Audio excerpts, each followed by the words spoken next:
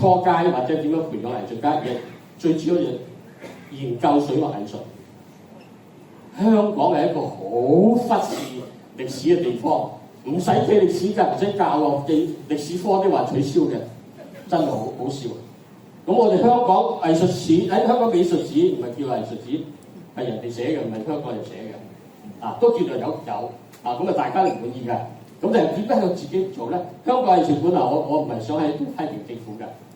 香港藝術館長期做顧問，次次都好關心點解唔做香港藝術史。佢有咁多資源，有咁多藏品，每年做一個年代啊，幾年咧就可以做到嘅大廠出嚟噶嘛。話做咁就訪問咗幾個藝術家算數，又冇再交代點做，出佢嘅藏品集出到唔係我哋個年紀啦，即係再前佢鄭維國嗰個年紀之後就完咗啦，之後就冇啦。咁啊只係有網上話有啲藏品，咁但係出本書出個研究寫研究嗱，咁多個館長唔係唔關心嘅喎，唔係淨係曾館長唔係淨係今次嘅策展人鄧館長鄧館長好偉大做呢件事，但係歷屆嘅中國同埋香港藝術嗰個部門嘅都係好注重，都係好關心呢樣嘢。朱館長嗰時又係，曾主超嗰個又係，再上啲黃奕，即係黃祖強，都佢又唔係直館長，但係佢都係處理香港藝術，都係對水墨呢個好緊要。咁所以歷史研究係好緊要。我覺得係香港需要一個好策略性、有前瞻性、有承擔性、有大家嘅即係官方嘅支持之外，民間嘅支持嘅力量，係咪唔好互相拆台，做好嗰件事？我講到咁多先啦。我覺得近叔係啱嘅，因為咧你身份實在太多，你嘅斜動太多啦。所以你知道嘅情況係全面嘅。藝術唔係即係真係閂埋門畫張畫咁樣一件事嚟。嗱如果從阿近叔頭先嘅思路咧，其實反過嚟我哋最近睇得最多嘅一個廣告咧，就係講我哋香港都要有個5年規劃啦。呢樣嘢係現從來冇嘅。即係如果你一個地方嘅發展係有一個即係規劃嘅話咧，你而家要睇啦。即係如果喺5年規劃裏邊係城市成個城市成個未來方向嘅話，咁教育喺裏邊一塊，文化喺裏邊一塊。其實過去散散收收咁樣去做，還定是佢係一個大嘅文化政策嘅框架喺背後，然後由個文化政策嘅框架落到去就係前邊前線前沿嘅各種軟硬件嘅建設，因為喺個大嘅文化框架裏邊，然後就會包含咗即係文化。而家講緊有譬如文體類咁樣，再加埋嘅其實就係教育嗰度。頭先阿近叔其實提晒呢啲嘅點㗎啦。咁反過嚟就係即係除咗淨係用呢種論壇嘅方式之外，點樣係可以去到真係政策嘅層面去處理呢樣嘢咧？頭先阿近叔講嘅係回顧咗即係過去，其實所謂過去唔係好遙遠嘅，即係明年就回歸30週年。今日我哋設定都係用97做嗰個點。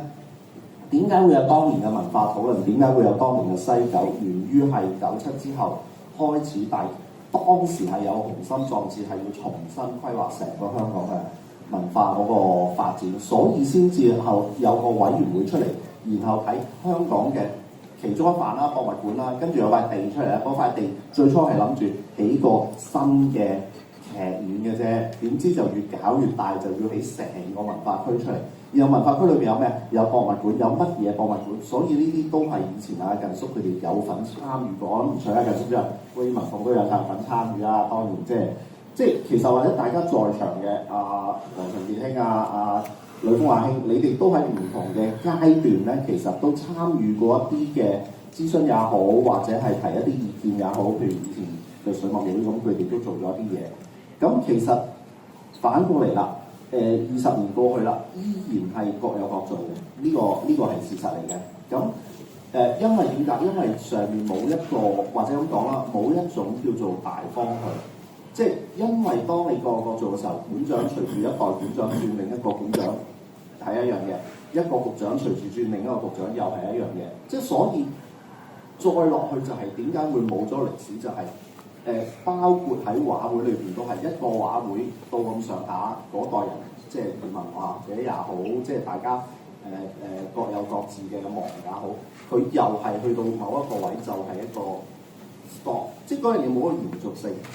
如果頭先近叔講由80年代嗱，其實中國嘅當代水墨發展絕對係香港人嘅影響嚟嘅，因為喺改革開放嘅時候，第一批上去嘅最近叔同王武邪就上去廣州，劉國松老師咧就去北京。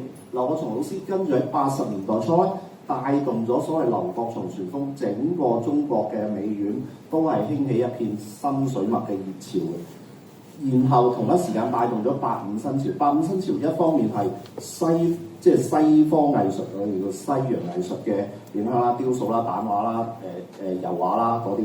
另一邊咧就係、是、當代水墨嘅發展。然後去到90年代96年嘅時候咧，就係、是、皮杜堅老師佢哋喺廣州搞嘅，即係一個回顧，就係佢哋講嘅，佢哋唔叫新水墨，佢叫實驗水墨。由嗰陣時開始一路去到2000年，佢哋已經做緊水墨實驗20年嘅一個回顧，佢哋係飛黃騰達嘅20年。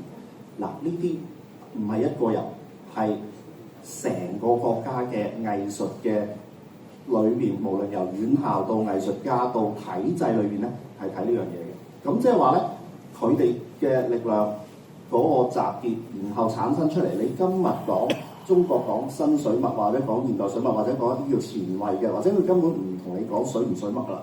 總之有啲人用呢啲媒介做嘢，而喺國際上面有一啲即係好出名嘅、好有領導性嘅人，其實源於發展都係由改革開放嗰點開始，40年啫嘛。咁但係回顧翻我哋40年走咧，會點咧？依然喺度高高低低，依然喺度咁樣樣啦。咁點解咧？即係呢個值得去思考嘅。另一樣嘢就話、頭先近叔一開始講就話民間力量好緊要喺香港，係過去個民間力量咧係主導緊，就係你做展覽啦，你做畫會啦，做呢啲嘢。但係民間力量可唔可以同政府嚟一個可以更加點講咧？更加有建設性嘅一個互動，佢又能唔能夠可以發揮到作為政府一個叫做智囊式嘅一個提議咧？即係呢個其實先前近叔講進念其實過去嗰幾十年嚟，其實阿榮生其實佢不斷就係想做呢樣嘢嘅，但係即係最終個效果出嚟係唔係阿榮生佢哋想要咧，或者佢哋就係咁咧？咁呢個要問翻阿榮生佢哋自己啦。咁但係我哋睇到嘅，即係話如果你要一樣嘢落實嘅，嗰樣嘢個政策個延續性唔係1年2年嘅。如果有一個5年計劃，下一個5年計劃其實一步一步到位。你睇翻中國個5年計劃嘅執行方式，你就明白嗰樣嘢係冇停嘅。如果唔係咧，今日你唔會有咁樣嘅科技，唔會有咁樣嘅嘢，唔會有火箭升空。如果5年做完之後，哇！呢5年嗰個引擎都未做出嚟，你下個5年又話做第二樣嘢嘅時候，邊度有得延續啫？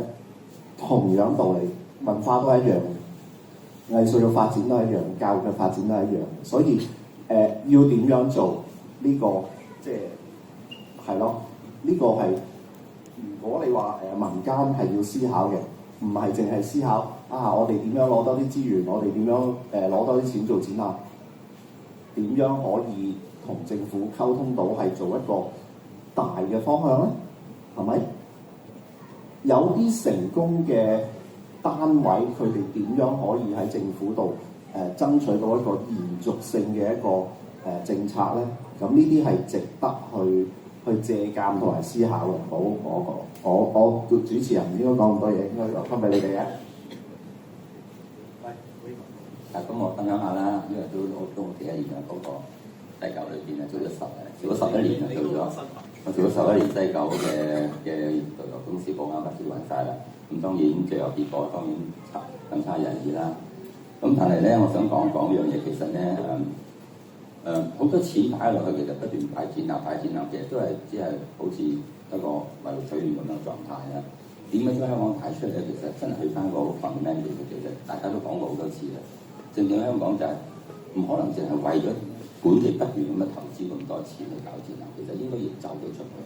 但係走出去都唔係話只係有去外國搞幾個大場面。而家有㗎，我知而家香港 ETO 都有去外國嗰啲 art fair 裏邊去sponsor一啲活動㗎，我全都知道㗎。但係起唔到一個好大嘅作用。其實要一個好大嘅作用，就係希望我哋而家香港有智者啊，有能力嘅人，真係要出一本好完整嘅香港藝術大史。而呢本書一定要中英文，一定要去到國際嘅平台，喺個國際裏邊產生到大家對認知香港啊，唔係話影響力一定未有認知香港，咁樣先至可以知道原來香港今天係有咁多個優秀嘅藝術家。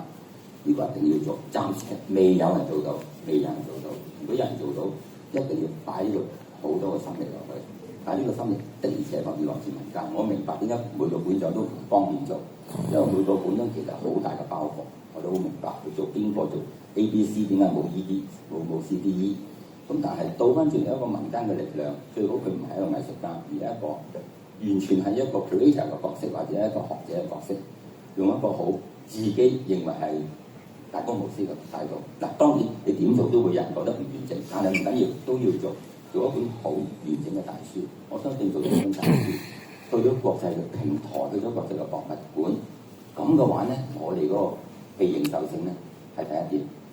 第二點先啦，其實我會想回應翻黃孝葵一個 point 嘅，佢就係講緊陶傑嗰個 point。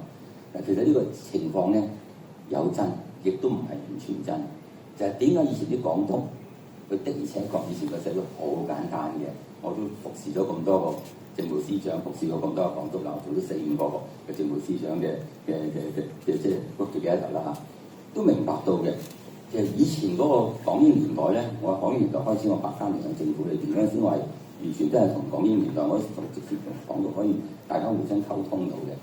當時真係好多呢啲咁嘅英國嚟嘅官員，本身佢哋中意藝術。所以變咗咧，佢哋自己放佢真係5點零鐘佢走響卜一仙嗰度嚟逛嘅。佢哋響呢個神涌逛嘅，完全可以見到藝術嘅，完全可以見到游得嘅。今天點可能咧？點解唔可能咧？就但係今天嚟講係好複雜嘅社會，同埋因為我哋喺97之後，我哋整個政府嘅架構已經唔同以前嘅，而家完全係 A.O. 制度。A.O. 制度嘅形成咧係點嚟咧？都係8優、9優、10優生，而嗰啲係唔會出現咗 fine art student 嘅，點會有？全部都係個 MBA 大㗎，個 MBA 佢點會興趣我哋呢樣嘢咧？嗱，我哋好熟，好熟晒我哋啲咁嘅政務司長咁多個我都好熟㗎啦。佢哋真係的而且確係真係唔認識藝術嘅，佢哋只係知道就香港而家好掂，而家係世界排緊第3，不過就嚟排第2啦，就係最大嘅 art market。點解我哋art market咁成功啊？唔係因為我哋出咗好多藝術家，而係我哋真係冇稅。全世界得一個地方冇稅，就係香港啦。所以所有嘅art market都唔想離開嘅，因為佢哋冇稅，就希望一定住喺香港。係咪賣香港嘅畫家？當然唔係啦，佢哋借香港嘅冇稅而去賣全世界嘅作品。不過借香港嘅入單，咁就慳到啦。因為否則嚟講，1000萬一張畫慳300萬稅，咁梗係嚟香港啦。咁但係我哋嘅官員就認為係呢個係一個好好嘅契機，所以我哋做咗一個所謂文化中西之間嘅交流啦。嗱，呢個其實純粹真係出於金錢嘅啫，但係要做嘅倒翻轉頭，真係民間係咪我哋自己要自保翻，我哋自己出到一個大製作嘅書俾人大家知道。嗱，可能要好貴，但係唔緊要，都要做。而家香港嚟緊一本書，我希望見到佢有啲成效啦，我未知就莫家良做緊嘅香港字。香港字裏邊有 visual art 呢個 chapter， 未見到本書，但係咪呢本書能夠普及世界咧？絕對唔會啦，因為正正我哋好多時俾人認為呢啲係主流嘅，或者係叫做主旋律嘅作品咧，西方係唔會接受嘅，唔係淨係西方，係全個世界都覺得呢啲係官方嘢咧，佢一定會有一個好大嘅一個鴻溝去抗拒。所以我一定要俾人覺得呢個係民間嘅力量去做到重要嘅作品，先做第一步，將大嘅我哋嘅藝術書籍帶到出去。咁跟住先一步一步去做世界各地嘅展覽。嗱，世界各地嘅展覽其實好多年都做咗好多次啦，30幾年前、40幾年前，包括呢個 centre 都做過香港壓啦。你嗰陣時入咗職未啦？冇用㗎，因為展完之後就各散東西，因為你製造唔到一個所謂嘅即係一個漣漪效應。呢個漣漪效應就係要真係大家可以互相溝通到，我哋欠缺咗呢樣嘢，我哋唔好親自去同互相溝通，即係扮張眼展完就算。世界各地展過香港嘅作品唔少嘅，但係唔能夠做到一個所謂一個 chemistry， 即係一個化學作用。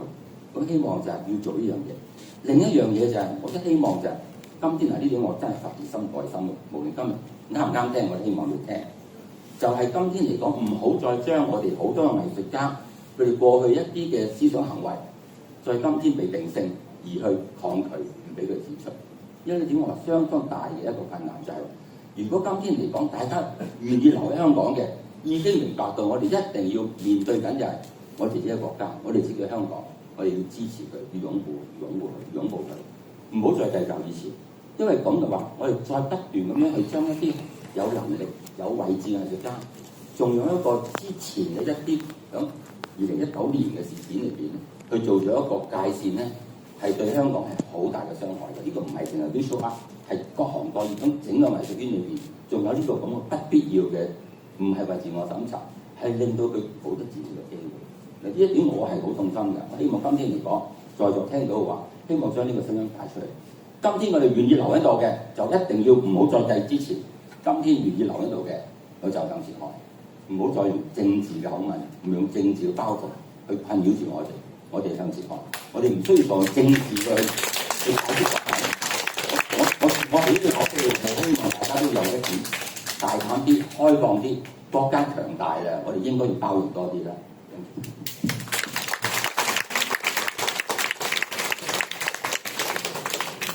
一文繼續。嗱，舉兩個例子。頭先講開雙年展，上海雙年展係一個成功攞到國際注意力嘅中國即係當代以城市作為單位嘅雙年展嚟嘅。第一屆係1996年開始，咁佢哋大概用咗10年嘅時間咧，成為咗一個即係國際嘅關注嘅點，即係外國或者全球睇緊即係唔同地方當代藝術發展嘅咧嘅唔理你係西方也好咩方也好嘅學者咧，都會以上海雙年展作為一個點去睇中國嘅當代藝術發展嘅。咁呢個係一個城市嘅雙年展嗱，但係有趣嘅上海雙年展打從低溫開始咧，唔係淨係上海嘅，打從低溫開始咧已經有香港藝術家參與㗎啦。即係話佢哋作為一個國際嘅平台咧，首先第一樣嘢咧就係話佢係要將自己開放出嚟，然後將呢個舞台咧係擺成一個國際舞台。呢個係一個。另外一樣嘢咧就係講緊最近分享中國裏邊嘅佢哋點樣睇，即係過去40年水墨發展咧。而家內地有一個團體啦，民間嘅一啲即係年青嘅學者自己辦嘅，叫做中國水墨40年，或者佢哋喺度用一個雜誌形式。啱啱2024年嘅國家藝術基金贊助咗一個大型嘅項目，就係中國當代水墨40年嘅一個巡迴展覽嘅。咁呢個單位攞到呢個展覽嘅，即係攞到呢個國家藝術基金去贊助咧。其實佢哋本身唔係一個人嚟嘅，佢哋係一個機構、一個單位、一個出版單位啦。佢哋不斷係每年咁做緊一本叫做《中國當代水墨年鑑》嘅一個出版物嘅，唔係一本書。佢哋係用一個延續性嘅刊物形式。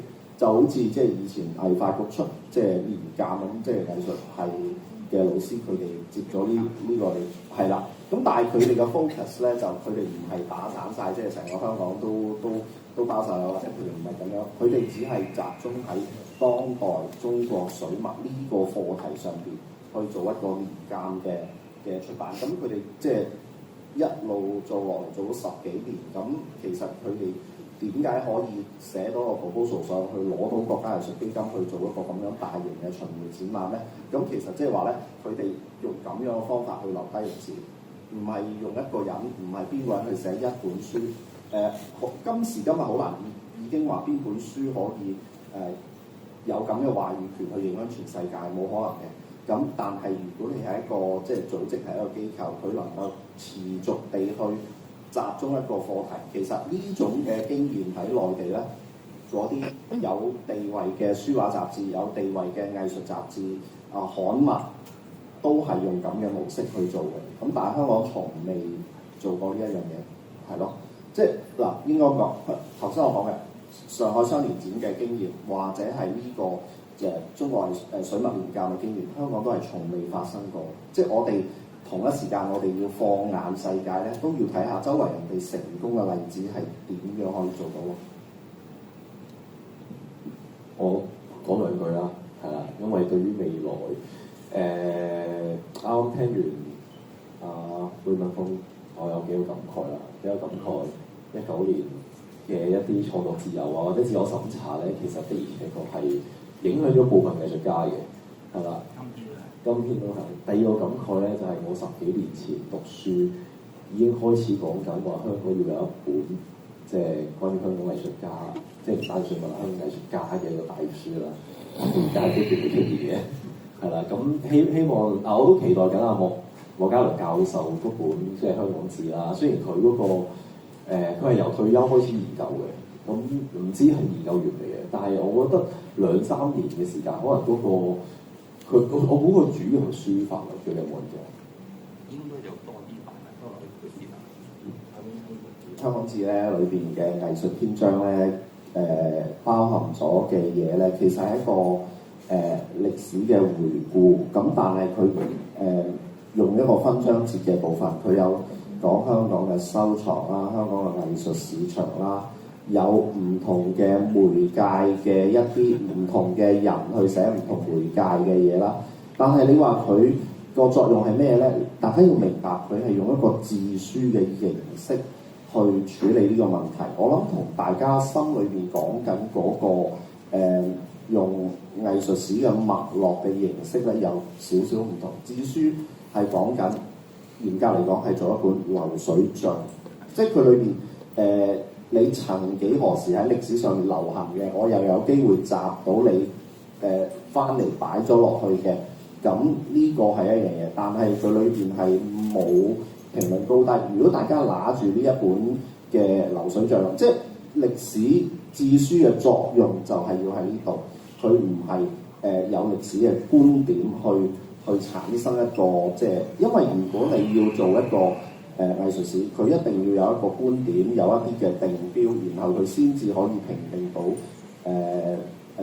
一啲嘅優勝劣敗啊，或者係一啲嘅現象嘅發現。佢哋個做法上係要一個客觀嘅記賬形式，所以大家唔好錯字呢樣嘢。即係到時出現嘅時候，你唔好用我個藝術史嘅角度去批評呢樣嘢。佢唔係做呢樣嘢。每一個佢要做一件事，譬如佢要做一個咁樣嘅一個歷史嘅文獻，你一定要清楚佢嗰個文獻嗰個定位喺邊。即係等於以往藝術係佢哋出過年鑑，個年鑑都歷來咁多年都有人批評，但係你要明白年鑑嘅作用喺邊。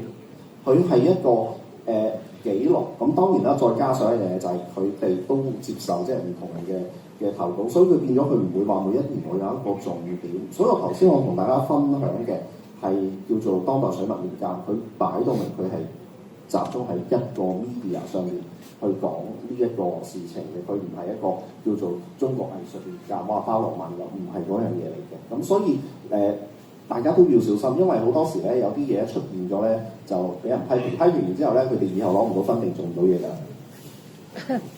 多謝你幫我解釋咗嗰個，因為我睇到10幾年前已經知道講緊香港應該要出一本大書啦，但係到而家都仲未有，係好可惜嘅事嚟嘅。係或者我再10幾年前讀書再早少可能都講緊啦，但係我唔知係咪仲講緊，係啦，即係10幾年前應該係啦。咁仲有一個感慨就係公開考試嘅狀元可以試下揀藝術嘅，真係係啦。冇錯，其實藝術嗰個滋養，或者係對於即係而家我諗唔係淨係考試，因為可能有時做藝術家有時都會太現實啦，諗好多嘢，所以我係非常之即係佩服黃孝葵老師，即係經歷過咁大嘅一個嘅手術之後，即係嗰個動力或者熱情咧不退係我自問真係我都唔知會唔會做到嘅。如果我真係發生啲咁嘅事。係啊，即係我覺得呢個年青嘅一代咧，我覺得係好似呢種咁 energetic 啊，或者係呢種熱情，好似不及過往咁樣。我自己覺得咁所以我對於即係你話藝術或者水墨啦，將來嗰個發展係點咧？當然要多方努力啦。博物館我覺得係一個好重要嘅平台，可以推動落去嘅。民間團體啦，當然拍賣行或者係畫廊係商業機構，咁我哋嗰個。即係就呢個可能控制唔到，但係我覺得最緊要就係藝術家自己繼續創作，保持翻個熱情。我覺得呢個係最緊要嘅。我講住呢兩句先。好啦，最後1分鐘，我想問下台上有冇朋友仲要有嘢講？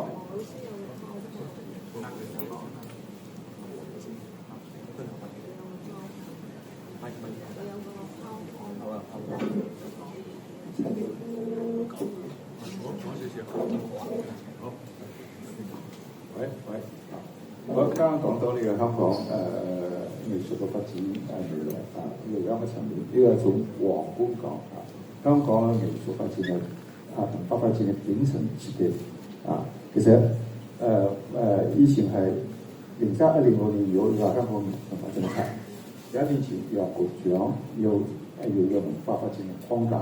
其實我係寫過2篇文章係好詳細分析，我自己先去呢輪我唔講詳細嘅，即係最主要一個問題，呢個頂層設計嗰度咧係啲設計嘅人咧係出少嘅藝術文化嘅形式嗰度係要局限嘅，佢缺少咗好多重要嘢㗎。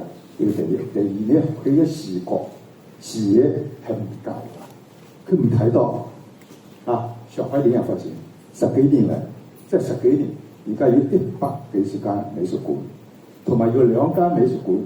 大型美術館一間交俾 Tate Modern， 如果佢負責所有嘅展覽，一間交俾奧比度中心法國嘅，要交俾佢展覽。佢開放嘅程度遠遠超過香港，佢展覽嘅程度交流嘅程度遠遠超過香港。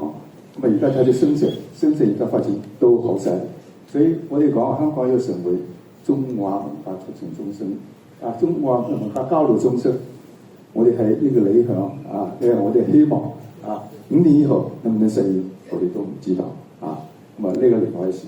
第二呢，就係美國從我哋藝術家嘅角度講，香港水墨嘅發展，其實呢係一個新嘅時期咧，香港藝術家都有好多嘅話題啦 ，AI 過嚟啦 ，AI 而家已經嚟緊啦，越嚟越快，咁啊要好多話題，我要好多嘢可以俾我哋想像。俾我哋思考，咁呢係藝術嘅題材多啦好多咁AI 嘅技術咧係會影響到我哋嘅所有嘅創作嘅技術，包括傳統嘅好似攝影係影響到好多傳統嘅藝術，AI 一樣影響到仲犀利。咁呢個係呢個技術嗰度會影響到我哋要學習要研究。另外一點咧 ，AI 嚟以後咧，我哋以後嘅藝術對象咧要多呢一類咯。我哋而家嘅藝術都係人同人交流用嘅。以後要多呢個新嘅種類，我要同 AI 啲人溝通，用藝術方法嚟溝通，所以我哋藝術發展將來有好多個好大嘅天地好多嘅機會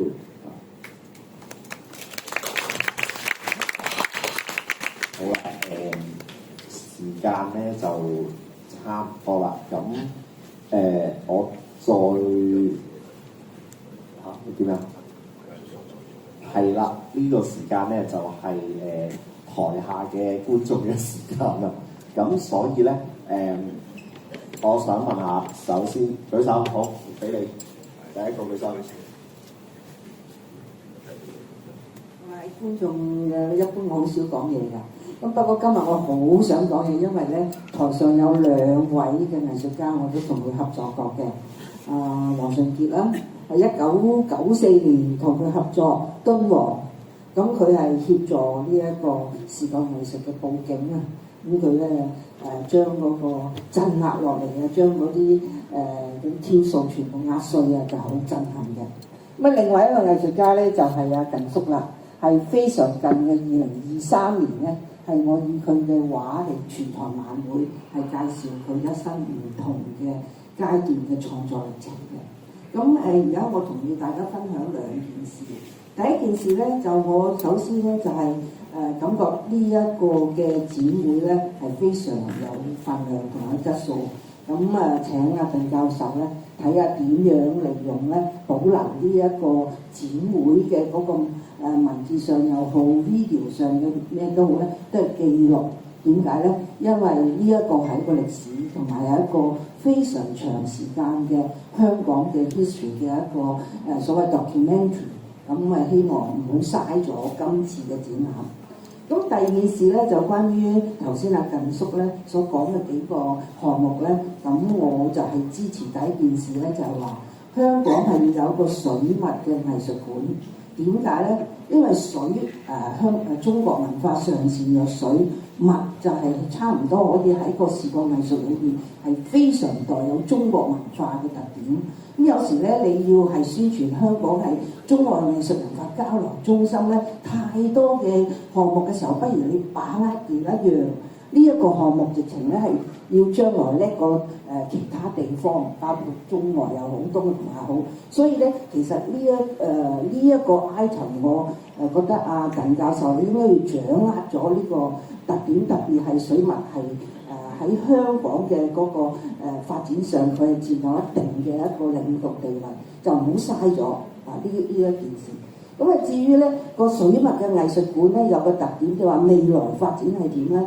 當然咧就係黃順傑先生講嘅係 AI， 但係其實我哋首先知道我哋係人，乜嘢嘢都係以人，而我哋嘅所有嘅設計又好，我哋都要為自己，或者首先自私啲為香港人先。咁好啦，水墨係 visual 啫，但係而家我哋已經好興咧，就叫 multimedia。所以未來如果真係好似阿近叔話，我哋真係有個水墨館嘅話咧，呢個水墨館除咗係介紹香港好代表性嘅水墨嘅所謂藝術家之外咧，佢係點樣將由因為呢個水呢個墨如何去摩擦或者俾新嘅年青人啊創作人咧係點樣 stimulate 佢形成咗好多嘅 creativity activity。譬如舉例，點解我會咁講咧？譬如係因為黃順傑先生佢曾經為我哋做嗰個佈景啊視覺藝術，就係我哋舞蹈同佢結合而形成另外一種。然後因為佢近叔嘅嗰個畫係刺激咗我哋啲舞者咧喐動而形成一個創作。咁有冇考慮未來啊？我而家預算你一定搞成呢個水墨藝術館㗎啦。OK， 呢個係5年計劃，我將呢個任務交俾阿鄧教授同埋台上呢啲嘅藝術家，因為係你哋 stimulate 我哋話5年計劃嘅，咁所以麻煩阿鄧教授組織啦嚇。我預你一定搞掂呢個水墨藝術館㗎啦。咁好啦，水墨藝術館除咗係你要將香港好有獨特嘅水墨藝術家一路俾啲遊客嚟經過，要了解香港有好多藝術家，好多香港水墨藝術家，呢個係第一點。好，第二點咧就係話香港係中外藝術文化交流中心咧，你就以用呢個水墨嘅呢個藝術館裏邊咧，就爆出一個火花，就叫做咩咧？水墨呢個畫或者啲 material 係俾人可以自由創作水墨，可以音樂同水墨嘅呢啲遊客，可以真體同水墨遊客，而形成喺個館裏面有個特色突破咧，就叫做再加埋黃順傑所謂要係咩 AI 又好咩都唔緊要啊呢樣嘢。但係總言之咧，你要與眾不同，要同大陸啊其他啲唔同，你係有一個領導嘅地位。咁呢個就係我俾大家嘅一個所謂5年計劃裏邊嘅 vision and mission。好多謝。係另外嘅觀眾。我覺得咧就因為咧藝術家其實生活咧都好艱難，因為唔係咁容易闖出一條路嘅，又喺個過程中係好艱辛嘅，即係大家做藝術家你都會感覺到，咁所以咧最好有前景，俾嗰啲係中意畫嘢嘅人或者中意藝術嘅人有個前景，就譬如係佢生活嘅時候，嗱你睇下而家嗰個咩劍術嗰啲咧。因為佢攞到獎啊嘛，所以政府就俾好多嗰啲資源佢。咁所以咧，我覺得咧最好咧就係揾到一個資源俾啲藝術家生存，因為佢有生活，咁佢先可以。唔好叫我哋做議員。唔係，咁因為咧，即係藝術家係即係唔係個個都可以成名啊嘛，因為係中意呢種藝術，所以佢先畫嘢。所以創作，咁但係你點樣可以提高佢哋嘅興趣，或者對佢嘅前景有展望？你呢樣一定要有，咁啲人先會多啲投入落去，咁唔會俾佢扼殺咗。為咗生活，我就放棄咗我啲嘢。咁我覺得係應該係要俾藝術家有一個經濟嘅前景 support 到佢哋。